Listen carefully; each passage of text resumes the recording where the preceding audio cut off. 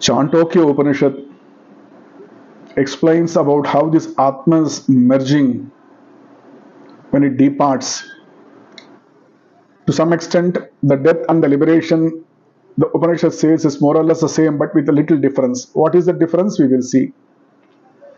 When a person is very sick, he is about to depart from this world, people sit around him, his relatives gather around him and ask him, do you recognize us? Do you know who I am sitting here? If the senses are active, naturally he would recognize them. But if the senses have been withdrawn into the mind, then he can only think, but he cannot speak. He can only have memory of his relations, but he cannot see them. What happens at the time of death is that there is a gradual withdrawal of the functions of the various organs into the system.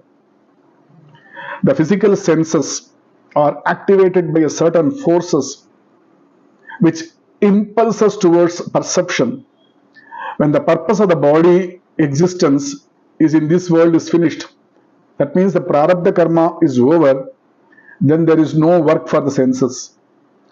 When one is alive, the senses act in a particular manner on account of prarabdha karma that they are expected to execute in this span of life. When that is over, the body is of no use for the purpose of experience. Then the senses understand that they cannot do anything through this body. They want to drop this instrument, so they withdraw themselves.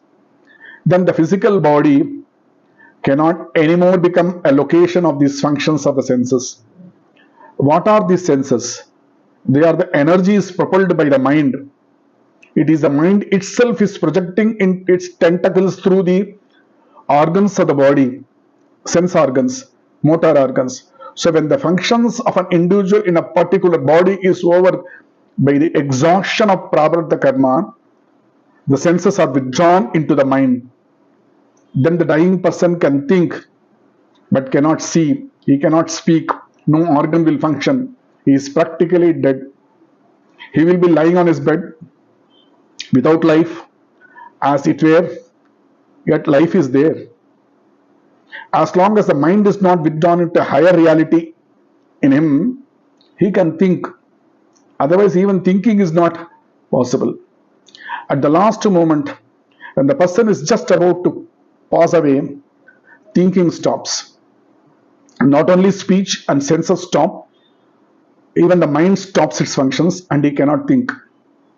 If you speak to that person, he will not reply, he will not react, he will not give any indication of having heard your sound. That is the condition where not only the senses are withdrawn into the mind, but the mind also withdrawn into the pranas. There is only breathing, neither thinking nor sensing. Then people say the person is still alive. He breathes. Somebody brings a cotton and keeps it near the nostrils to see if he is alive. If the cotton moves, it means he is alive. Otherwise, he is gone. So the first stage of withdrawal of the absorption of the senses into the mind.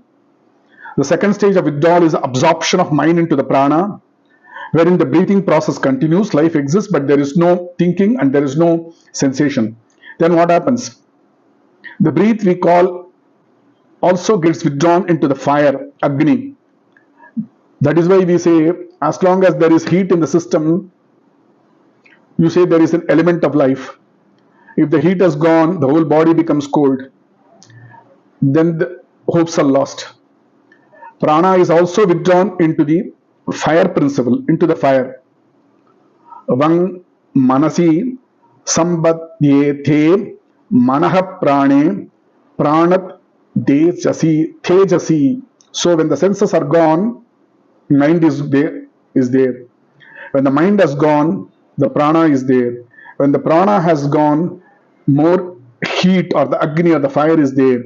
When the fire of the heat of the last thing, which is person on the verge of leaving his world, goes, when the heat is withdrawn. So this is how it happens. So at this stage, the prarabdha karma ends, and if we have not done any bad karma during our time, and we have performed only the good karma during this time, and we have done prabhati, the surrender to the God, and we have surrendered all the good deeds to Him, there is a mukti possibility. God helps the human being at this time, helps him to leave the heat, the prana, through the 101th nadi, Sushumna nadi, and when it leaves through the Sushumna nadi, it takes Archiradi Marga and goes and liberates itself. So the death and the liberation is more or less the same, but only difference is there is no karma left. We are born because of the karma, and because we cannot do sanchita karma is so huge, God is kind enough to make a prarabdha karma, and He says, my dear child, dissolve this during your birth. When you dissolve this during your birth, by doing dana, by doing sacrifice, by not discriminating people and not running after the money, and you have a pious life according to that karmam, you have dharma, artha, moksha, kama, you will reach me. So this is how the whole principle Vasishtadvaita is taken from the Upanishads. What happens to a person when dying happens to a person in liberation. But there is a great difference. The difference is obvious. It needs no explanation. The person is not cast into the wilderness or thrown into the oblivion when he enters the higher stages of conscious expansion. On the other hand, there is unconscious, compulsive pushing back of the functions into the sources at the time of death. In death, there is no transcendence. It doesn't happen that way. There is only automatic withdrawal. But in the process of self-realization, there is a transcendence actually happens, so that there is no coming back. The transcendence is Tattvamasi. The Atma almost attains the equal status of a Paramatma. When you have outgrown a particular level of experience, because there is no karma left in you, and God is kind enough to even to dissolve your sanchita karma, you do not come back to it. But you have been forced to wrench yourself from a particular experience. The desire of that experience still lingers, and you will have to come back to complete your experience. So this is how Chandogya Upanishad explains, and maybe Vasishtadvaita has really taken it from here and says that mukti, the moksha, is the only way where during our birth, God has given the prarabdha karma, dissolve the prarabdha karma, because many a times the sins are committed not only in physical, also in the mind. So if you do not commit any sin, kayena vacha, manas indriyeva, there is a possibility that we can have a wonderful experience of this moksha.